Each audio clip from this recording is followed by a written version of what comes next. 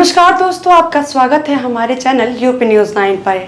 आज हम बात करने जा रहे हैं हिंदी सिनेमा के उस महानायक की जिसने अपनी एक्टिंग, अपने अंदाज और अपनी सादगी से करोड़ों दिलों पर राज किया। जी हाँ, हम बात कर रहे हैं ही मैन यानी कि धर्मेंद्र देवल की। 24 नवंबर 2025 यह तारीख भारतीय सिनेमा के लिए एक बेहद भावुक अध्याय बन गई है, क्योंकि इसी दिन धर्मेंद्र ने इस दुनिया को अलविदा कहा। 89 वर्ष की उम्र में उनका जाना एक ऐसा क्षण था जिसने पूरी फिल्म इंडस्ट्री और देश भर के प्रशंसकों की आंखें नम कर दी। कुछ सप्ताह पहले यानी 31 अक्टूबर को धर्मेंद्र को मुंबई के ब्रिज कैंडी अस्पताल में भर्ती कराया गया था। उनकी तबीयत लगातार बिगड़ रही थी और एक समय ऐसा आया जहां उन्हें वेंटिलेटर सपोर्ट तक दिया गया। इस बीच सोशल मीडिया पर उनकी मौत की अफवाहें फैलने लगी, लेकिन परिवार, खास तौर पर ईशा देवल और हेमा मालिनी ने साफ कहा कि धर्मेंद्र स्थिर हैं और ऐसी खबरें पूरी तरह गलत हैं और गैर जिम्मेदाराना हैं। लेकिन अंततः समय ने अपना काम कर दिया और 24 नवंबर को उनका निधन हो गया। आपको बता दें, धर्मेंद्र का अंतिम संस्कार विले पार्ले के पावन हंस में हुआ, जहां बॉलीवुड के तमाम दिग्गज शामिल हुए, जैसे अमिताभ बच्चन, सलमान खान, शाहरुख खान, जितेंद्र, शत्रुघ्न सिन्हा और राजकुमार संतोषी जैसे कलाकारों ने अपनी श्रद्धांजलि उन्हें दी।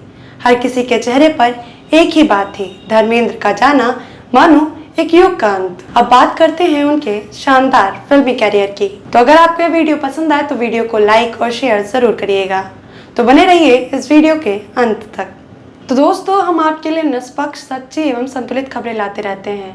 इस जिम्मेदारी को आगे बढ़ाने के लिए हमें आपके आर्थिक सहयोग की आवश्यकता है।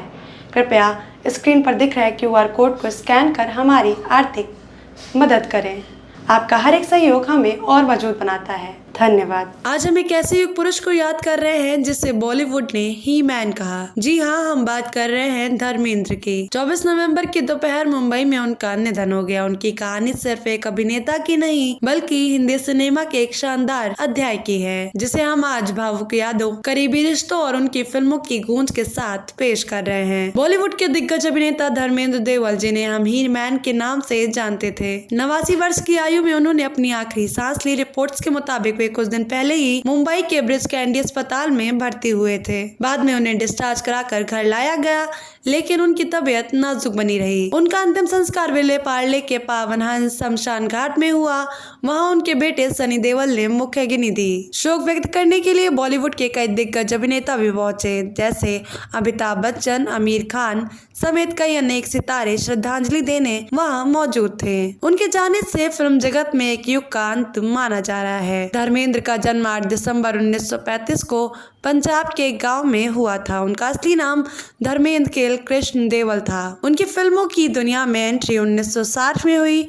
उनकी पहली फिल्म थी दिल भी तेरा हम भी तेरे। इसके बाद उन्होंने एक के बाद एक हिट फिल्में दी और 1970 से 80 के दशक में वे हिंदी सिनेमा के सबसे बड़े हीरो में से एक बन गए। अब बात करते हैं उन्हें कैसे मिली हेमा मालिनी। धर्मेंद्र और हेमा मालिनी की जोड़ी बॉलीवुड की सबसे चर्चित जोड़ियों में से एक थी। उनकी ऑन स्क्रीन केमिस्ट्री दर्शकों को बेहद पसंद आई। हेमा मालिनी से उनकी शादी भी चर्चा में रही, क्योंकि धर्मेंद्र पहले प्रकाश कौर से शादीशुदा थे और उनकी 4 संतानें सनी देओल, बॉबी देओल आदि भी थे। कहा यह भी जाता है कि धर्मेंद्र ने हो सकता है धार्मिक रूपांतरण भी किया हो, ताकि कानूनी रूप से दूसरी शादी हो सके। या उनकी जिंदगी के उन पहलुओं में से एक था जो अक्सर सार्वजनिक और पर्सनल दोनों ही स्तरों पर विवादों में रहा। उनकी दूसरी शादी से उन्हें 2 बेटियां हुई, ईशा देओल और आहाना देओल। धर्मेंद्र की फिल्मों की लिस्ट बेहद ही लंबी और विविध है। एक्शन, रोमांस, कॉमेडी, ड्रामा, उन्होंने हर तरह के रोल में अपनी छाप छोड़ दी। आइए बात करते हैं उनकी कुछ यादगार फिल्मों के बारे में। शोले यह फिल्म उनके कैरियर की एक मील का पत्थर बन गई। चुपके चुपके उनकी कॉमेडी सेंस और गर्मजोशी भरी छवि का बेहतरीन उदाहरण है। मेरा गांव मेरा देश अपनी देशभक्ति और हीरोइक स्टाइल के लिए मशहूर। सीता गीता, धर्मवीर, तहलका ये फिल्म भी उन्हें हिट और लोकप्रिय बनाए रखने में मददगार रही। 6 दशक से अधिक समय तक काम किया और 300 से ज्यादा फिल्मों में अपनी एक्टिंग दी। धर्मेंद्र केवल अभिनेता नहीं बल्कि राजनीति में भी सक्रिय रहे। उन्होंने 2004 से 2009 तक बीजेपी के नाम पर सांसद के रूप में काम किया। इसके अलावा साल 2012 में उन्होंने उनके सिनेमा में योगदान के लिए पद्म भूषण से भी सम्मानित किया गया। धर्मेंद्र की आखिरी फिल्म में से एक 21 जो श्री राम राघवन के डायरेक्शन में बनी है और इसे 25 दिसंबर 2025 को थिएटर में रिलीज किया जाना है। यह फिल्म दर्शकों को उनकी याद दिलाएगी, उनके शांत पिता जैसे एहसास, उनकी शख्सियत एक सिनेमा का हीरो जो ना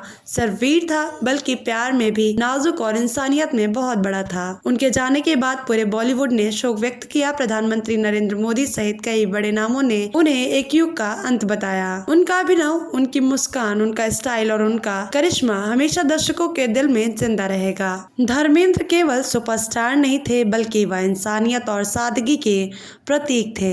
अपनी जिंदगी में जज्बा, प्यार और आदर्शों का पालन किया। वह अपने परिवार और फैंस के लिए हमेशा मौजूद रहे। उनकी फिल्मों ने हमें हमेशा हंसाया, रुलाया और प्रेरित किया। उनकी जिंदगी हमें सिखाती है कि असली हीरो केवल स्क्रीन पर नहीं बल्कि जीवन में भी अपने आदर्शों और मूल्यों पर कायम रहता है। 80 के दशक में धर्मेंद्र के साथ जो सितारे स्क्रीन पर चमकते थे उनमें से कई आज भी हमारे बीच मौजूद हैं, जैसे अमिताभ बच्चन, शत्रुघ्न सिन्हा, जितेंद्र और डैनी डेंजोपा जैसे दिग्गज आज भी सक्रिय हैं और स्वस्थ हैं और अपने अपने अंदाज में सिनेमा की इस विरासत को आगे बढ़ा रहे हैं। यह सिर्फ धर्मेंद्र की पीढ़ी नहीं थी बल्कि कलाकारों का वह स्वर्णिम दौर था जिसने हिंदी सिनेमा को नई ऊंचाइयों तक पहुंचाया। तो दोस्तों, धर्मेंद्र सिर्फ एक अभिनेता नहीं थे, वे एक युग थे, एक भाव थे, एक ऐसी विरासत थे जो हमेशा भारतीय सिनेमा के इतिहास में स्वर्णिम अक्षरों में दर्ज रहेंगे। उनका जाना हम सबके लिए दुखद है, लेकिन उनकी फिल्में, उनकी आवाज़, उनकी मुस्कान और उनका वही मासूम सादा स्वभाव, ये सब हमेशा हमारी यादों में जिंदा रहेगा। हम उनकी फिल्मों को देखते रहेंगे और हर बार महसूस करेंगे कि असली हीरो क्या होता है। अगर आपको हमारा ये वीडियो पसंद आया हो तो वीडियो को लाइक करें और चैनल को सब्सक्राइब करें और नीचे कमेंट में हमें ज़रूर बताएं कि आपकी पसंदीदा धर्मेंद्र की फिल्म या उनका कौन सा ऐसा किरदार था जो आपके दिल में हमेशा बसता रहेगा। फिर मिलेंगे एक नई कहानी और नई याद के साथ। तब तक के लिए नमस्कार, जय हिंद।